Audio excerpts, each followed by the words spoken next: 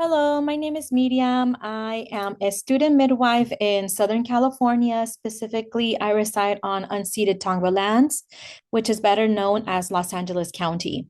I'm here to offer you a peek at a system that's called Certemy that is now used by the NARM Association, NARM, North American Registry of Midwives, to upload forms and different types of verification, identification as we are applying to sit for the NARM exam. I am going to go ahead and share my screen and go through the requirements on the page. Bear with me while I share my screen. Okay, great. So this is what Certemy looks like. You do have the specific steps that are needed to be completed, 17 in total. As you can see here, some of them are green with the check mark, some of them are green, and some of them are white. They all mean something different. So completed, the green ones I already submitted, but it's still pending verification. And then the white are incomplete. One of the things that I will say is that as you are submitting these forms, you will get a verification, an automatic email verification that your form has either been approved or it has been rejected. If it has been rejected, there is a section where the person who is auditing your forms can tell you what is needed.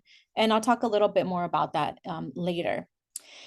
So both of these sides, the left and the right, are mirroring the same things, with the exception that this right piece is where all the forms are. So if you go up to the top, it's going to give you the explanation of, what is considered your birth as an observe, as a primary, as an assist. And I'm assuming we all know that because we are here already ready to apply for the NARM. So the first form that you're going to be seeing is this form 100. It's called a dynamic form because all of the information you'll just need to type in. Now, there are some subjects on here where it is a dynamic form, but you need to also upload a paper form or a copy of the paper form, right? A PDF of it. So for form 100, everything you just type in. I'm not going to click into it because it gives you put in your specific demographics. So your race, ethnicity, your name, the last four of your social, your address, and you sign it digitally. One of the things that I wanted to mention in there is that in Form 100, it does ask you if you have any test taking accommodations. Some people, like myself, who have test taking accommodations, have these accommodations that have been recommended by a medical provider. And I haven't seen this in practice yet. I do have a accommodation for test taking, so I will keep things posted on the video to let y'all know if they indeed took my accommodations. My specific accommodation is actually an additional 30 minutes to testing time if needed, and also the ability for me to stand up and stretch or just stand up while I'm taking the exam.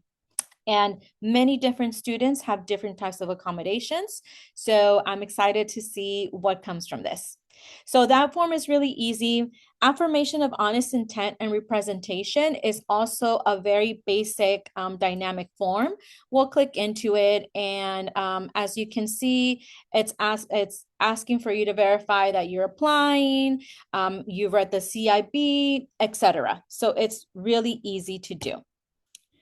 Now, the next one is education background or specialized midwifery training. This information here will be letting them know what is my education background, what steps am I taking to do my midwifery training. So for myself, I chose MEAC-accredited midwifery school and put the name of my school at the bottom and when I started. So those are fairly easy. Work experience relevant to acquisition of midwifery skills is fairly easy as well. You can list as many as you want. And what I did is that I submitted the information for the past preceptorships that I have been in. It doesn't ask you to submit a resume or anything like that, just the name of the practice that you were at, what your role was, and then the date starting from and ending to. And I did it all the way to my assist phase. That is that form. The next thing is legal photo identification. This is your ID or passport. Everything has to be submitted in PDF form.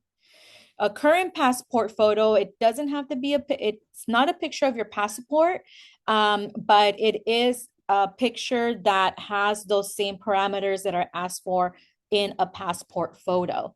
I took a new photo because I wanted to look cute in mine. And so I submitted it and it's been approved. You see the little check mark. The CPR and natal resuscitation section, you do have to type in information. Who was the provider that issued you?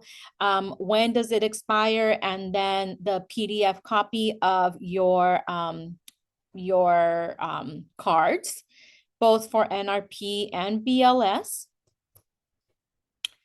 This cultural awareness workshop is a requirement by NARM. It's a completion of a workshop course modules on cultural awareness. I did do this, but I did this through my school. So my school sends the verification to NARM. So they will be sending verification from school, right? They already actually sent it. So because it's not green for me, it means that they just have not reviewed it. But my school has let me know that they have sent it over. So now we're starting on these forms. Form 102 is your total birth experience background. This form looks like this. However, you do not have to fill out this form specifically. You won't have to turn this one in. You can do it under Certemy, or you can fill out this form, by hand or tally up your numbers like this, and then you're going to transfer over the information. Now, I will say that this is going to be looking at only the birth experiences that you actually logged. So, for example, if I was a doula during my training and some of those births counted as my observed births, and I logged them, then I can put those here, 10, 15, whatever. If I didn't log them because I had already gone past my 10 required observes, then I am not going to put them in this paper. The same goes for assist or primary births. If you had a primary or an assist birth that transferred, so if they transferred interpartum in the interpartum and you are able to log them because you stayed with them at the hospital, etc., then you do include those here under the number of transports. Now, if somebody transfers interpartum and you couldn't go with them or you didn't go with them, then you are not supposed to count them, right? Because you didn't count them for your overall number of births. Down here as well, there is a number for fetal and maternal deaths or neonatal deaths. So if that applies to you, you will mark it. When did that happen? Was it under your assist or your primary phase? And same goes up here. You just have to sort out how many births and where they happened. Again, only for when births that were counted under your training. What that looks like here, it looks like this. You'll have to put in exactly the information that was asked for on the form, and you'll put it here. But in this case, you do not have to attach anything unless you are needing to explain of cause of death. Okay. So now we're going to be looking at form 200. This is the COC form where we chart our 5 COCs.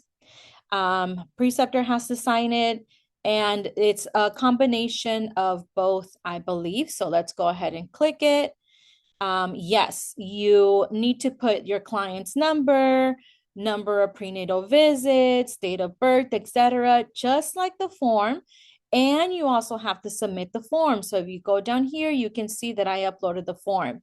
There's only one form. All 5 people fit on that form. So I just uploaded the same form 5 different times because I didn't know what they wanted, right? So once those numbers are clear, that form is very easy. Now, this chart or MEAC form, it has to do with the continuity of care form 200. So that form is this. If you're going through the PEP process, you have to submit 2 charts. And if you're going through the MEAC route, we get to fill out this form instead of submitting the chart. It's still asking you for a lot of information. You have to be very precise with whatever is reflecting on the actual physical chart, and your preceptor has to initial. There's a space for client codes. So again, this form is submitted for 2 different clients. It doesn't matter which ones. And then you'll also have your preceptor fill out this form and upload that form as well. So now this out of hospital form 204. For this form, you can log in any 10 births, including some of the ones or all of the ones that you submitted on the MEAC-COC form, your 5 continuities. You can interlap them, it doesn't matter. What I want to make sure that I let y'all know, because this is something that I experienced, is under outcomes, you need to submit more than an abbreviation. Like I put normal spontaneous vaginal delivery and SVD for all of these. And my form was rejected. And the person that was reviewing, the auditor, let me know that more comments needed to be made. So I typed my comments because the boxes are really small. I will let y'all know if that was approved. So anywhere where you see any outcome, prompting any outcome or more information, don't do what I did. Do not just put NSVD, put more information and save yourself the trouble of having to submit this form again. Now, when you go to this form 204, you don't have to do one by one like some of the others. You just upload it completely filled out. So practice guidelines, emergency care form, informed disclosure, and informed consent documents. There is no specific rule from NARM or guidance from NARM letting us know which practice guidelines and which informed consent documents need to be uploaded. The common thing to do among student midwives is to submit 2 documents for every stage of care. So for example, 2 things for the prenatal time, 2 practice guidelines for the laboring time, and 2 practice guidelines for the postpartum time. Approved, and I am ready to go with that. Now, the next thing would be a graduation document. So a final transcript.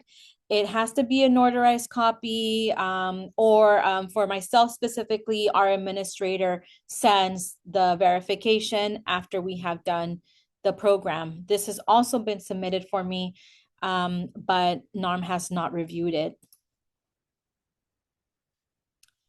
This checklist for graduates of MEAC program, Form 130, if you click here and then you click on this checklist, what it's actually going to give you or bring up is just what is required of this MEAC-accredited or pre-accredited programs. So it's not specifically a form.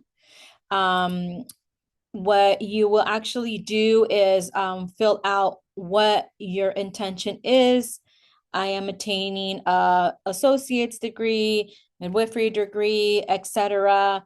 And your program's name, the state, who's a contact person, all of this kind of stuff. So it's very self-explanatory. And then ending after that is the application fee. I wish that there was tabs, where people can submit a payment for you. But there isn't. Anyway, the fee is $1,365.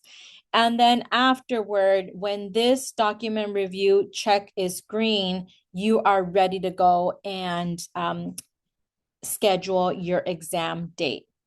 So I hope that this was helpful for y'all. Please keep an eye on the updates under this video, because I will be uploading any other things that might come up for me as I'm moving through this experience. I wish you the best of luck in the program. I know that this can be very overwhelming for individuals, so I really, really hope that this video helps you out. Thank you.